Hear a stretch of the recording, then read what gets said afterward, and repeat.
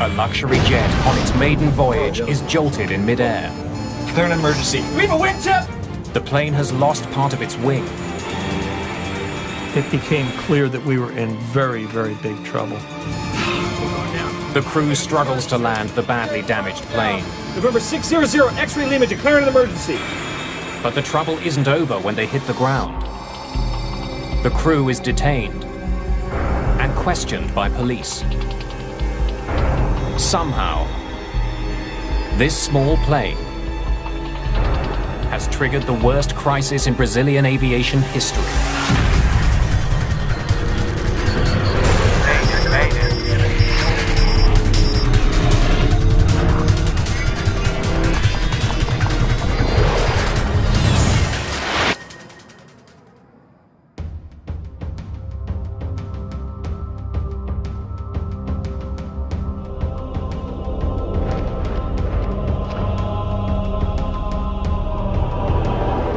September the 29th, 2006, in São José dos Campos, Brazil.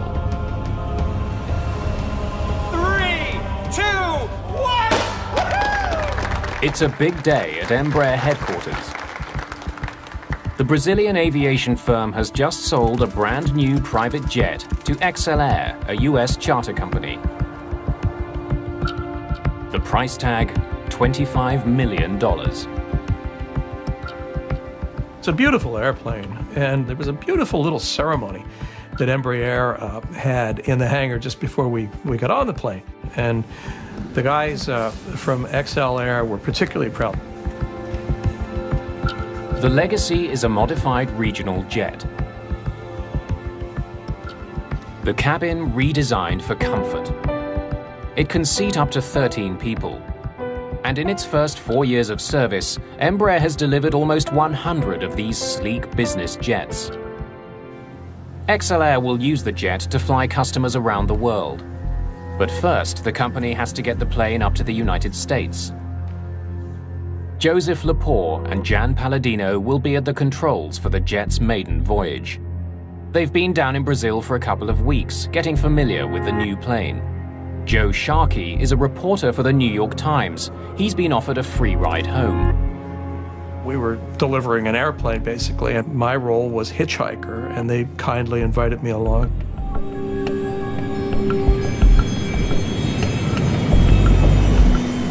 The Legacy jet is heading to Manaus in northern Brazil, a stopover on its way to New York.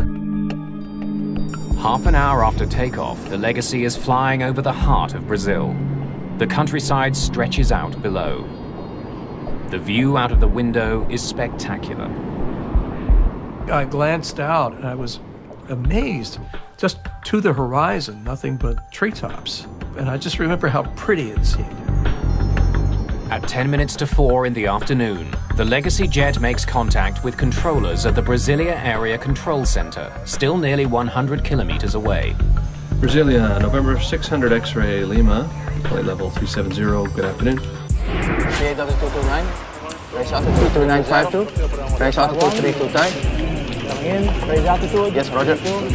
75% of the country's air traffic is handled by the controllers in this room. The traffic volume is larger than in any other control center in the country. One of the many planes they'll be dealing with today is the Legacy jet. Every flight that's handled by Brasilia ACC appears on computer screens as a small circle moving in the direction of the plane. The computer also displays the plane's actual and planned altitudes. November 600 X-ray Lima. Squawk ident. Roger. Palladino sends out a signal. Controllers use it to confirm that the data on their screen is coming from the plane they think it is. Radar surveillance.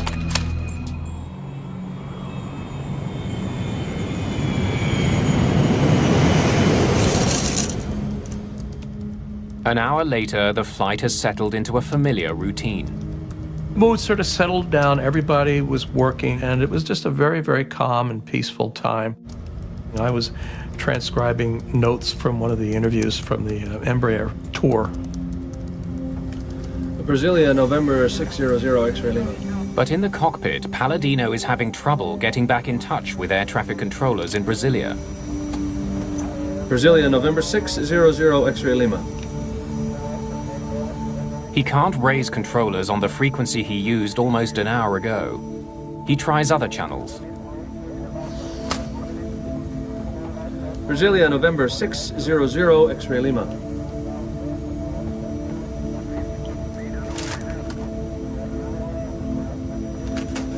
Brasilia, November 600 X-ray Lima. November 600 X-ray Lima. After 12 attempts, Palladino finally gets in touch with Brasilia ACC, this time with a different controller who provides radio frequencies for future contact. Contact 123.32. 26.5. I'm sorry, I didn't get the last two. Sorry, say frequency one more time for November 600 X-ray Lima. The Legacy loses radio contact again. Brasilia, November 600 X-ray Lima. As the pilots try to restore communication with Brasilia, the plane continues to power through the sky. It's just minutes before 5 o'clock.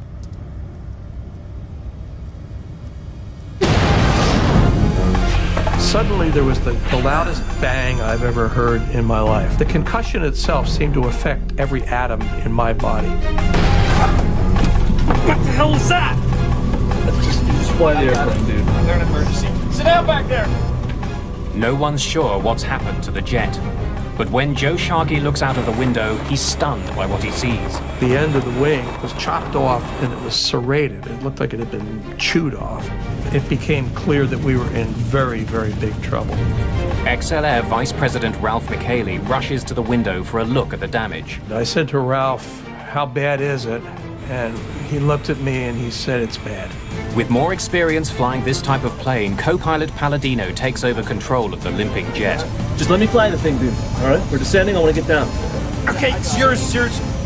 The crew still can't make contact with controllers. November 600 X-ray Lima, declaring an emergency. Do we have a wingtip? No. The entire tip of the Legacy's wing is breaking up. That affects airflow and is making the plane hard to control. Yeah, Jim, okay? As the plane begins to descend, passengers in the back are worried that the damaged wing is getting worse. Our main concern was that wing, but it had taken such a hit that the structural integrity of the wing was obviously in question. The leading edge was separating. With so much damage to the wing, the pilots can't turn sharply. Too much stress could rip the wing right off.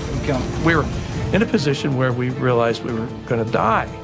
I thought of my wife, and I thought, well, okay, one thing I can do is I can write a note to my wife, which I did. I took out my reporter's notebook, and I wrote, a short note saying that I loved her and that, just saying what I could.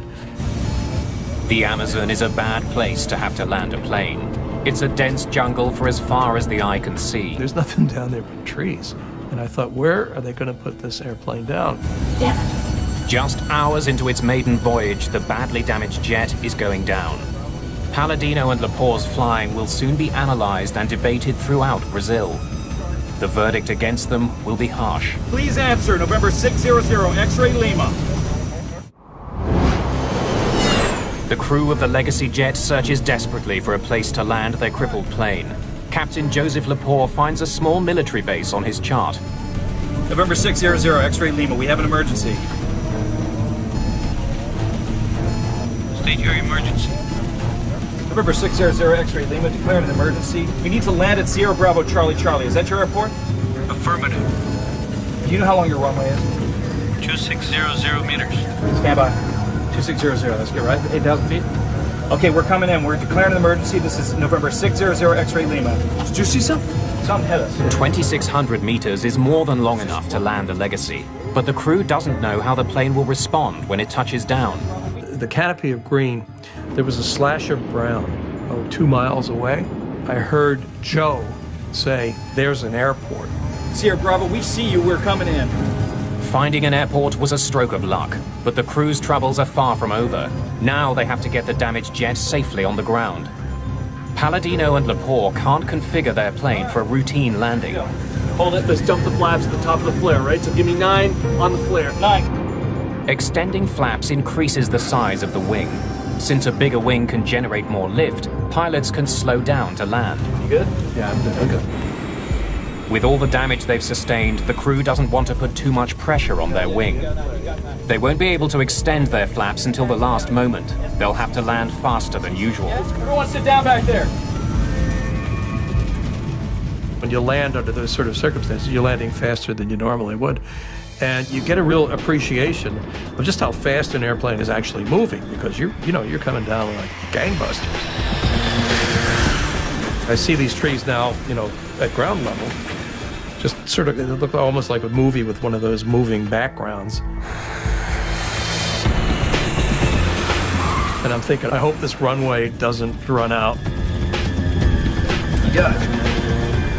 Palladino hits the brakes hard. Good. Good. You got it. Hold it. Then finally the plane begins to slow.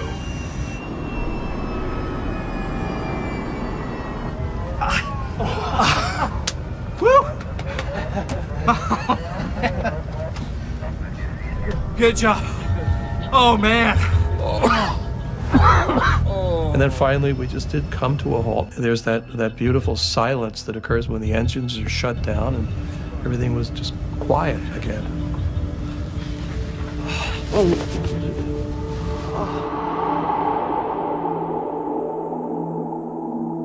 For more than 25 minutes, the business jet had flown with part of its wing torn off. There's also damage to the plane's tail. Somehow, high over the rainforest, something tore into the plane.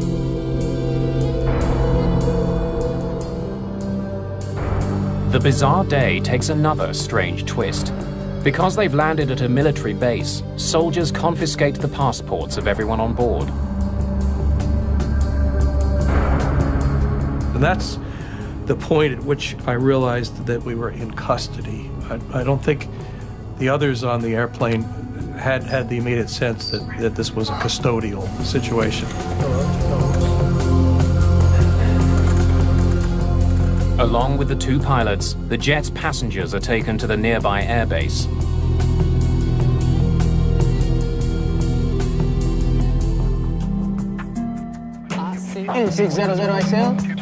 Range altitude 3200. The emergency on board the Legacy jet has thrown Brasilia ACC into turmoil.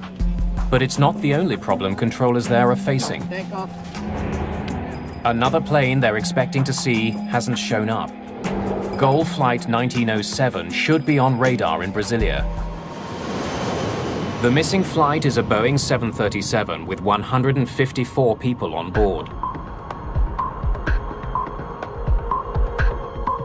It's been in the air for 2 hours and should be nearing Brasilia.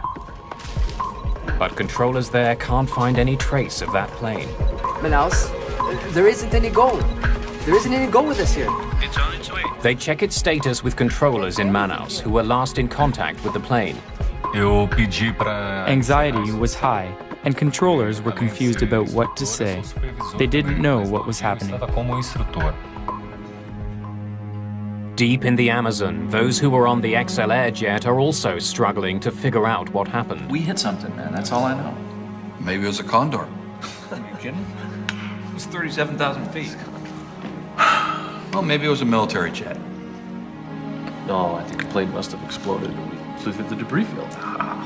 There would have been more impact. As they're trying to piece together the day's strange events, the group gets some shocking news.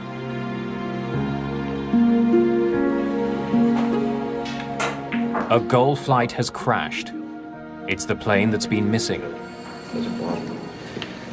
I just heard the 737 went down in the Amazon right where we were.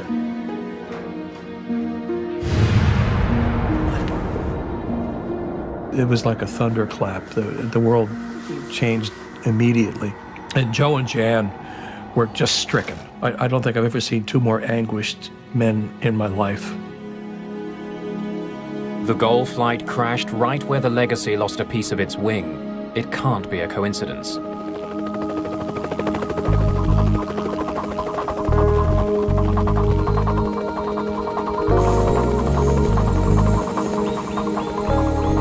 Approximately 100 kilometers from the military base, the wreckage of Gol Flight 1907 has been found.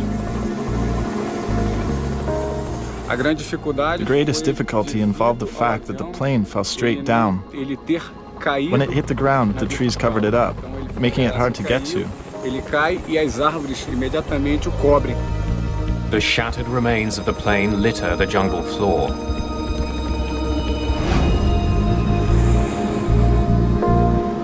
The news hits controllers in Brasilia extremely hard.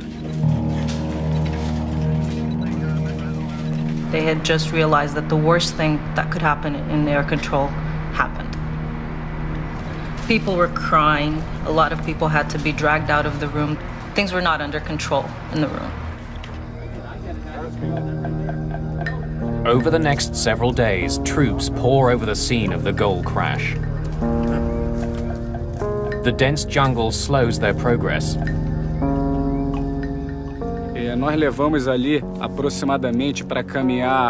walk about 1 kilometer in the forest took us about an hour.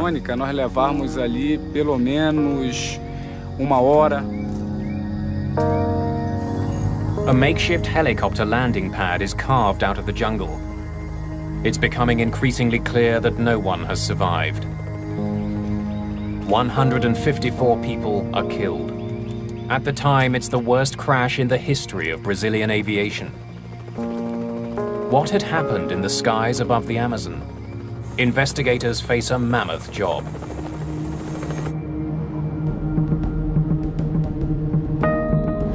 Colonel Rufino Ferreira is in charge of the investigation into the Gol crash. An investigator always has to keep an open mind.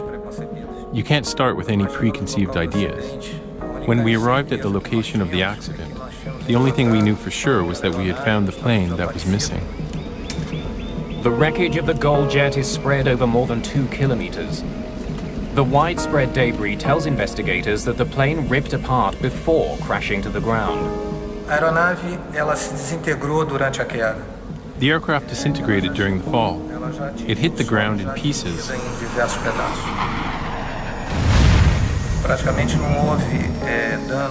There was practically no damage caused by the impact with the ground. The plane had already fallen apart.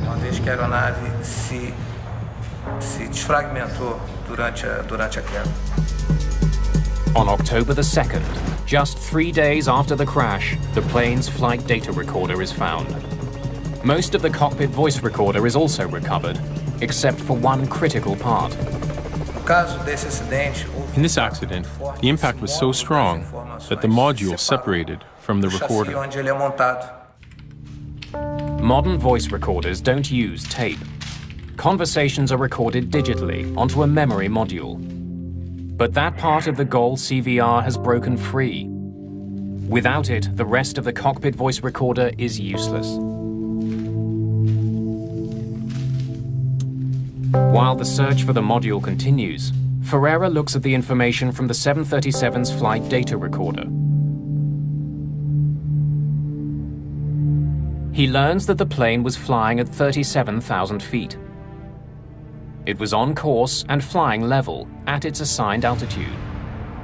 Then, without warning, the plane pitched over and plummeted toward the ground. Whatever happened, it was sudden and catastrophic. The data recorder tells Ferreira that the plane spun 11 times before it hit the ground. Manaus, I can't see Gol. There isn't any Gol with us here. It's on its way. So it's already in my area? For over half an hour. Police investigators want to know what air traffic controllers can tell them about Gol Flight 1907's final minutes. There was no Mayday. In fact, we never had contact with the Gol jet. Controllers say there was no warning that the jet was in trouble. It simply vanished. Colonel Ferreira studies air traffic control data from the day of the accident. There is no sign of the Gol flight. But the readings from the smaller Legacy jet capture his attention. It seems to be flying erratically. Instead of keeping to a single altitude, the radar shows it flying up and down dangerously.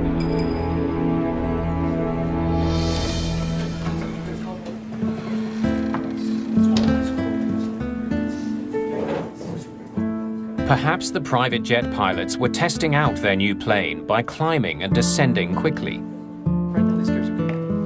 They may have collided with the Gold jet as a result of their reckless flying. When that information leaks out to the country's newspapers, it makes front-page news. The population thought it was unjust that a smaller aircraft was able to make an emergency landing while the larger aircraft with 154 people just fell into the Amazon and everyone died. Neither Lepore nor Palladino are officially charged, but they are confined to a hotel room in Brazil while the investigation continues.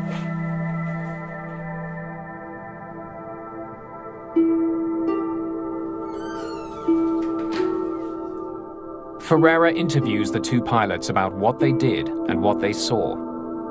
Look, we were proceeding northwest on course to Manaus at 37,000 feet. Okay, we were attempting to contact Brazilian control. Were you changing altitude? No.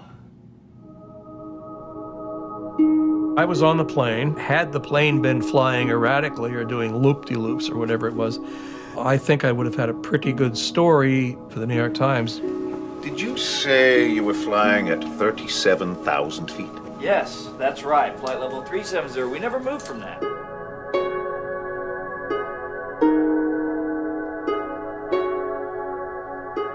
When he reviews the information from the Legacy's flight data recorder, Ferreira confirms the pilot's story. Although the ground radar shows the Legacy flying wildly, the data from the plane shows that it didn't change altitude at all. But there is something shocking about the Legacy's path. The business jet was flying north to Manaus, the Gol flight south from Manaus.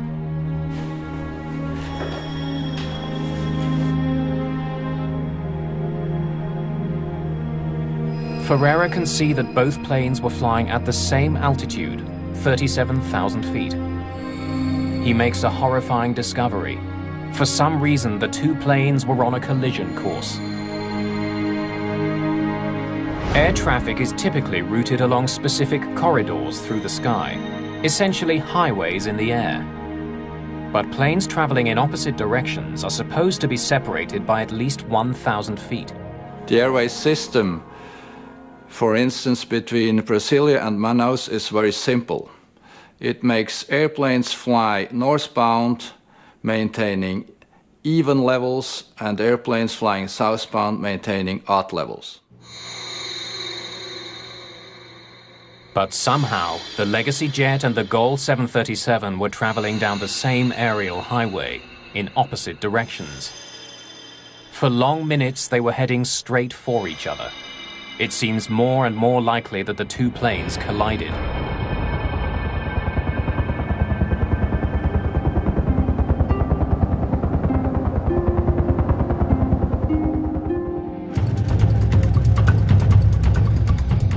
At the crash site, workers find support for this incredible theory. The left wing of the Gol flight is recovered. Investigators discover that about halfway along the wing, it's sliced clean through. None of the other wreckage is sliced this way.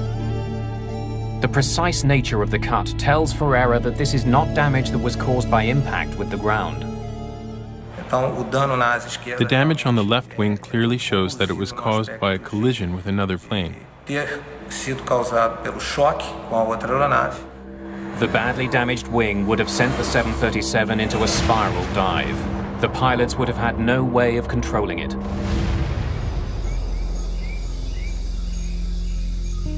The sudden spiral motion would have pulled the plane apart. It's the reason the wreckage is spread over such a wide area. Ferreira finds the most conclusive evidence of a collision on the Legacy's damaged wing. Foram encontradas marcas muito pequenas. On the Legacy, we found very small traces of paint that came from the Gol wing. Considerada como da cor da aeronave, da Gol. Together, the planes had a combined speed of 1,600 kilometers an hour. At that speed, the wingtip of the small jet easily sliced through the 737. Colonel Ferreira now understands what caused the Gold jet to crash, but he doesn't know why. How had the two jets ended up in the exact same airspace without anybody noticing?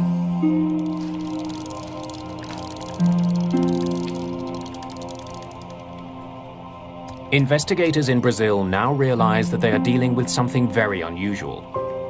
A mid-air collision is a very rare event in aviation, and it should not have happened with two very modern new aircrafts. The situation becomes more complicated when investigators study a critical document, the Legacy's flight plan.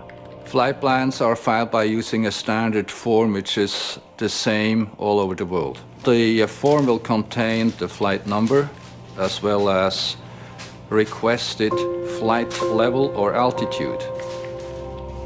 According to this document, when it collided with the Gol flight, the executive jet wasn't expected to be at 37,000 feet.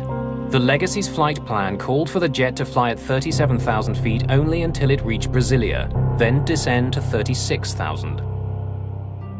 But the collision took place 850 kilometers northwest of Brasilia, well past the point where the Legacy was supposed to descend.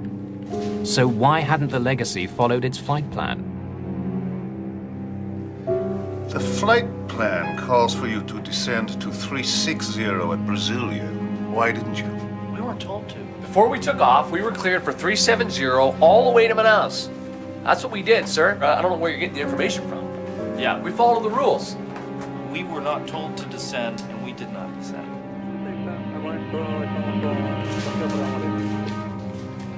Colonel Ferreira needs to check the story that the crew is telling. He wants to know exactly what they were told by controllers when they took off from São José dos Campos. November 600 X-ray Lima, ATC permission for Manaus, flight level 370. The Legacy's last instruction was to fly all the way to Manaus at 37,000 feet. The pilots obeyed that instruction even though it differed from their flight plan. Air traffic control always can deviate from the flight plan because they have best knowledge of the actual traffic situation. Leaving Manaus, the Gol jet was also cleared to fly at 37,000 feet. Both planes were assigned the same altitude by controllers at opposite ends of the country. Once we were certain that both planes were flying at the same altitude, we knew for sure there would be a lot to investigate on the side of air traffic control. Ferreira turns his attention to conversations between controllers in Brasilia and the Legacy jet. The cockpit voice recorder from the Legacy gives investigators a remarkably detailed look into what happened on the private jet. The brand new Legacy jet has a state-of-the-art recorder that captures 2 hours of conversation. The CVR was probably the most important component in the investigation.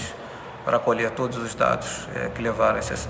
600 X-ray. At 10 minutes to 4, the crew is told to change radio frequencies and get in touch with the controller monitoring their flight. Change frequency to 125050. Decimal 1, I'm sorry, 12505, good day.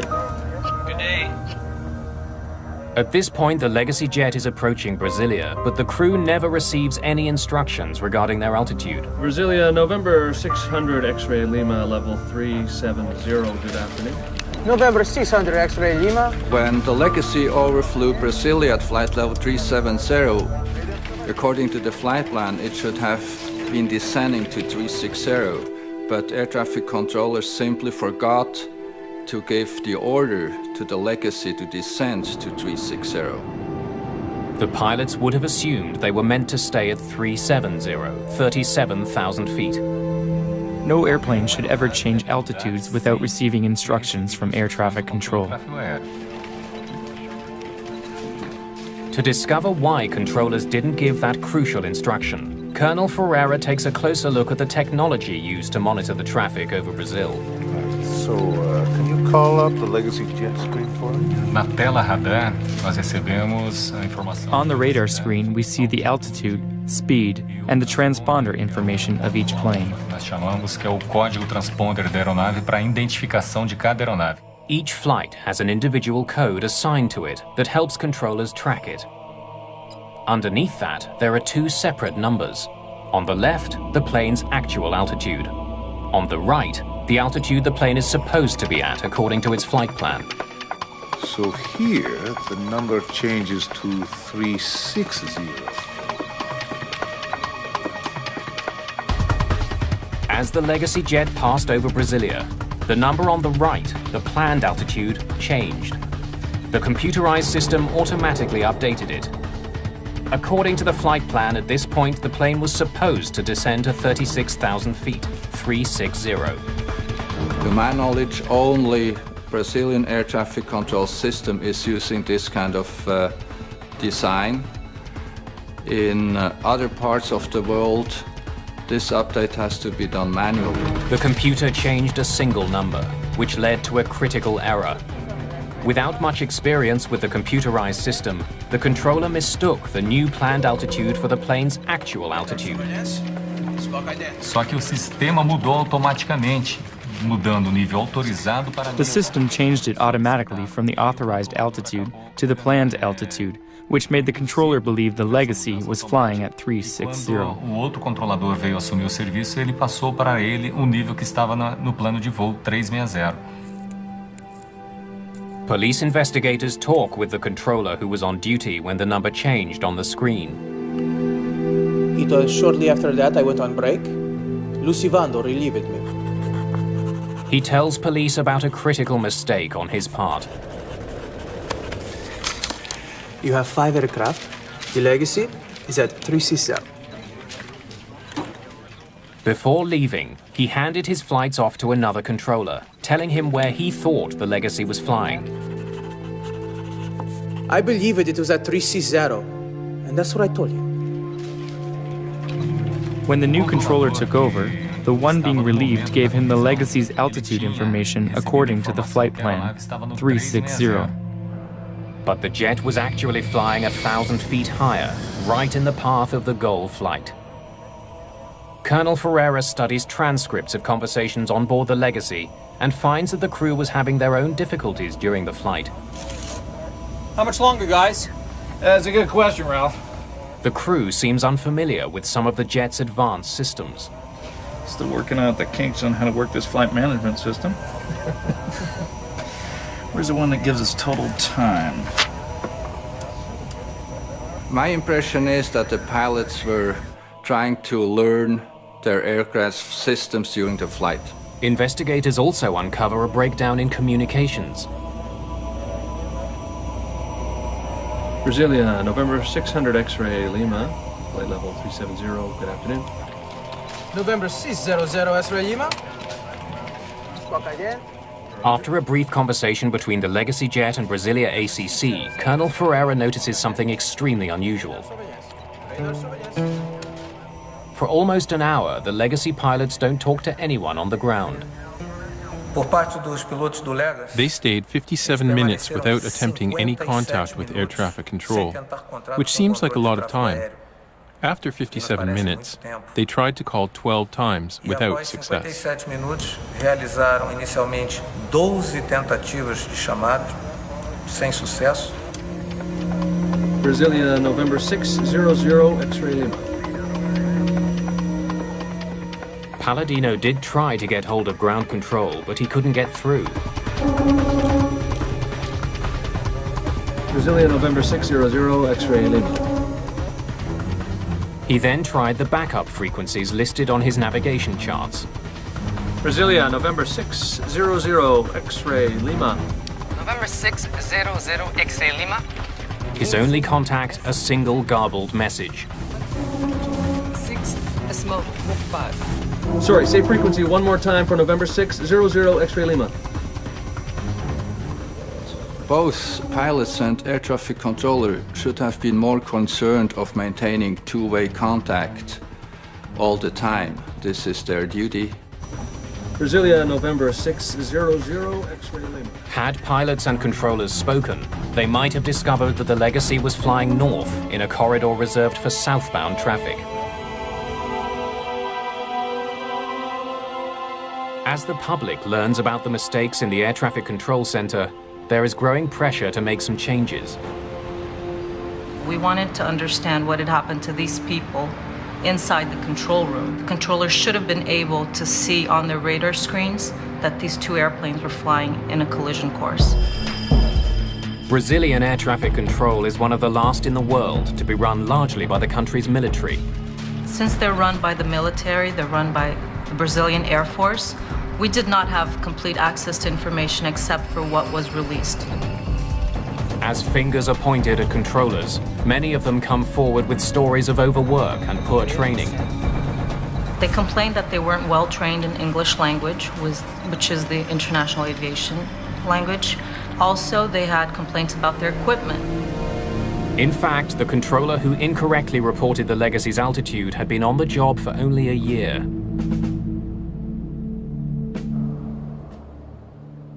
A valuable piece of the puzzle is still missing. Investigators still don't know what happened during the final minutes of the GOL flight. Soldiers have been scouring the Amazon jungle with metal detectors looking for the plane's missing memory module.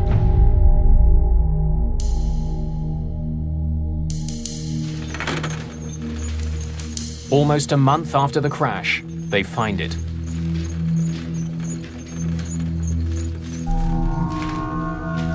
Colonel Ferreira hopes to hear some reason why the GOL crew wasn't able to avoid colliding with an oncoming jet. GOL 1907. Contact Brasilia. ACC on 125.2. A good flight.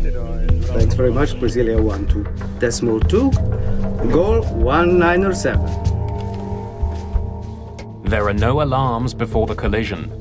No warning that they were flying straight for another jet. Pilots rely on air traffic controllers to keep other planes out of their path. They spend much of their time monitoring their instruments, not the skies ahead. At the speed they're traveling, they'd only have to look away for a few seconds to miss an approaching plane. There were no issues of communication and no misunderstanding between the pilots and air traffic control.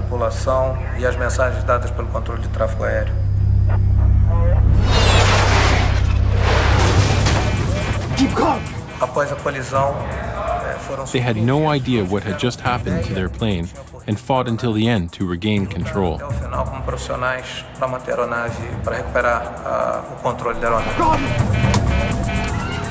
For less than a minute, the pilots struggle for control, but there's nothing they can do.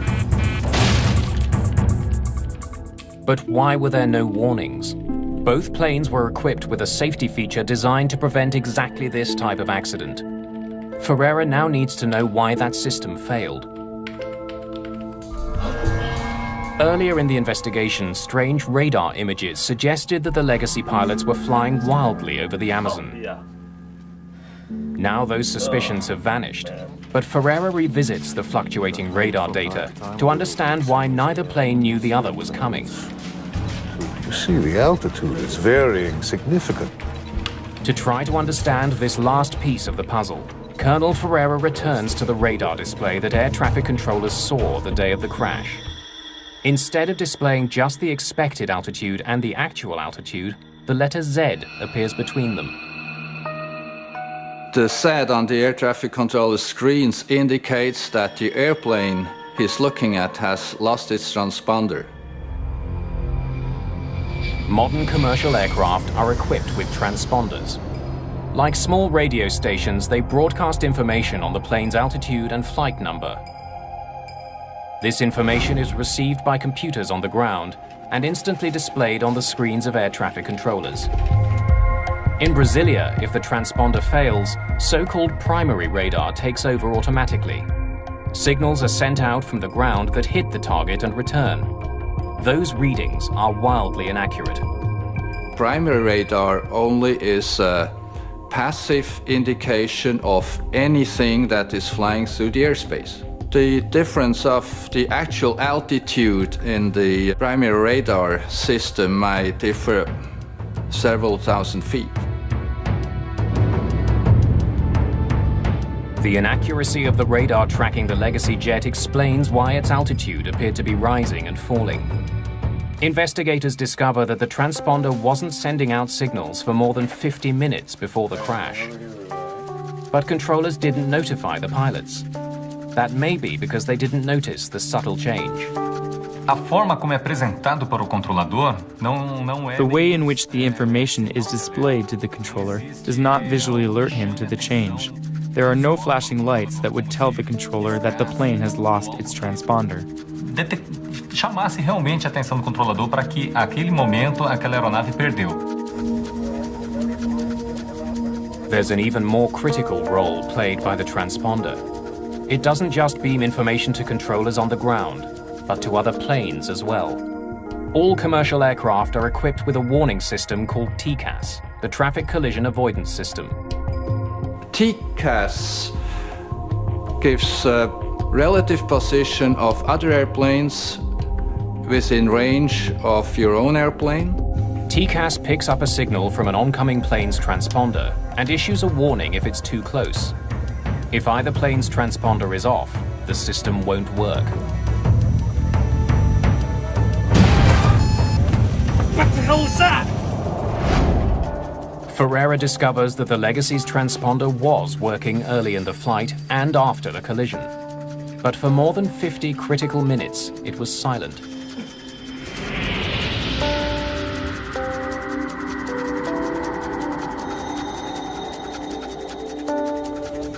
How had a state-of-the-art jet, just off the factory floor, developed problems with its transponder? Parada de funcionamento de transmissão do transponder. The failure of the transponder certainly contributed to this accident. Para a ocorrência do acidente. E nós tínhamos. And we had to find out what caused it to fail. O que causou essa interrupção no funcionamento?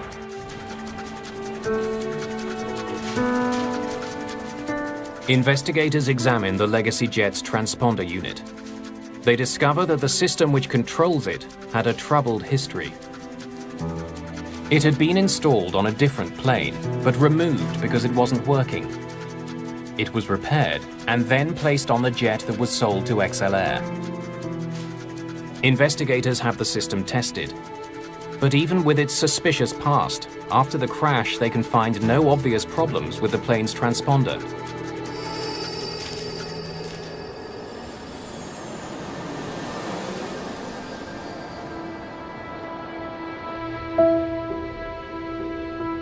Now this is the layout now on the standard one in the Legacy jet. Colonel Ferreira does notice something potentially dangerous about the design of the Legacy's cockpit.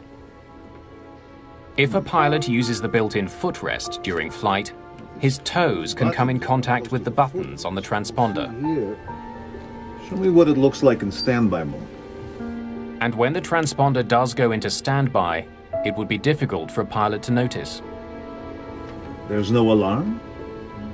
A small yellow warning light is the only indication that the transponder isn't on. It was not easy for the pilots to detect that because it's not hooked up with the central warning and alert system. But the pilots of the Legacy jet do not remember using the plane's footrest. Still working out the kinks on how to work this flight management system. Time. Investigators suspect that one of the pilots may have turned the transponder off by mistake. No momento, o cenário, mas o cenário provável. The most probable scenario is that by accident, one of the pilots temporarily turned off the equipment as he tried to familiarize himself with the technology on board. Com os equipamentos de bordo. However, the transponder went off. At a critical moment, the crew had no last-ditch safety system to warn them that they were flying right at a 737. Even though the TCAS system on the GOL plane was working, there was no signal from the approaching jet for it to receive. Closing in on each other at 1,600 kilometers an hour, the pilots never saw each other coming.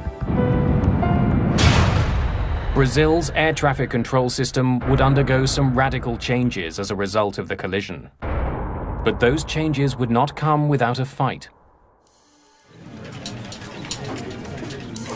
The investigation into the crash of GOL Flight 1907 has uncovered dangerous problems with Brazil's air traffic control system.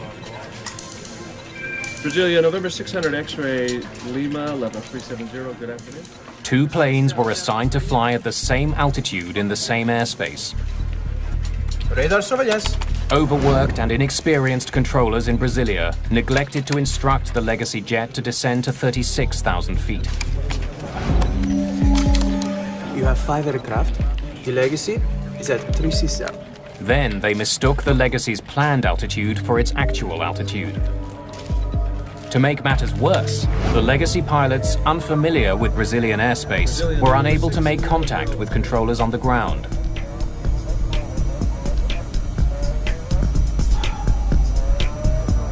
And somehow the transponder, which broadcasts their location in the sky, went silent, which controllers in Brasilia failed to notice.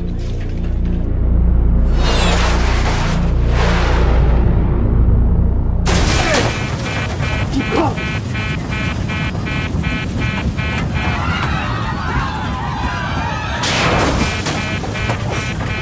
Keep going!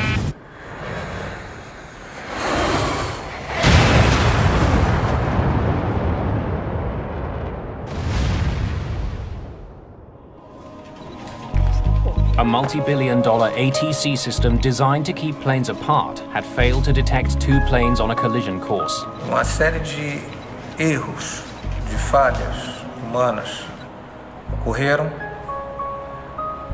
e onde as defesas. One by one, a series of human errors occurred, and all of the defense systems that exist to avoid these errors were defeated. Esses erros foram sendo uma a uma vencidas. A month after the crash of the Gol passenger plane, controllers begin a Work to Rule campaign. They want to draw attention to problems with the system. Once they did start working to the rules and not stretching them anymore, this triggered what we called the aviation crisis in Brazil. At a certain point, maybe 40% of flights in all of Brazil had over an hour delays. Following the crash and the work slowdown, changes start being made. There has been a lot of changes in Brazilian aviation after the accident, specifically with regards to air traffic control. The Air Force had to admit that they had a shortage of controllers, and also there's a higher degree of accountability. In the United States, the Federal Aviation Administration issues 2 recommendations as a result of the tragedy. Pilots flying Legacy jets are warned of the possibility that putting their feet up in the cockpit could accidentally turn off the transponder. And manufacturers are told that an alarm should sound if the TCAS system shuts off. The controllers who were involved in the crash are charged with varying degrees of manslaughter. But those criminal charges worry people who were closely involved with the disaster. Trabalhar uma investigação com fins de prevenção quando existe uma. An investigation like ours, which focuses on prevention, suffers huge setbacks when there is pressure to lay charges. Muito grande por ter sido o maior acidente. By blaming people, we might be creating a culture where people will not come forth and be honest about failures and mistakes. And when we try to hide that, things get swept under the carpet, and soon enough they'll come out again.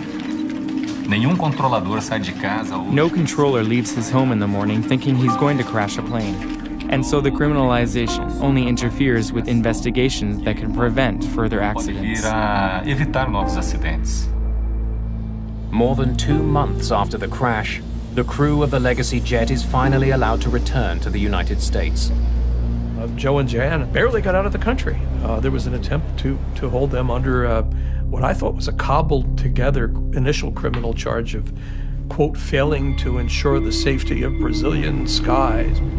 While we are all grateful for the safe return of Joe and Jan and everyone aboard the Legacy, we are all saddened by this tragedy which took many innocent lives. More than a year after the accident, the Legacy jet that survived a mid-air collision was still at the airfield in the Amazon. Its maiden voyage cut short by a tragic series of technological and human errors.